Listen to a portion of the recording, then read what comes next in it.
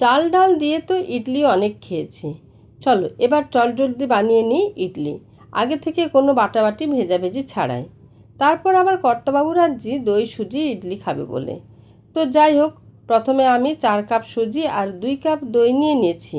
তারপর নুন দিয়ে ভালো করে ফেটিয়ে ব্যাটারটি করে নিয়ে আধা ঘন্টা মতো ভিজিয়ে রেখেছিলাম। মনে রাখতে হবে যে যত কাপ সুজি তার অর্ধেক কাপ দই লাগবে। এদিকে আলু ছোট ছোট করে কেটে নিয়ে একটা সুন্দর পুর বানিয়ে ফেলেছিলাম।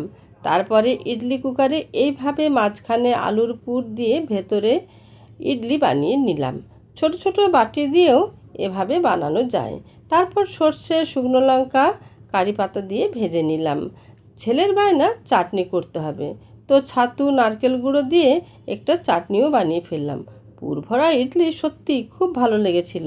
কর্তাবাবুর তো ভীষণ পছন্দের হয়েছিল। প্লিজ বানাও, খাও আর লাইক কমেন্ট করে যাও।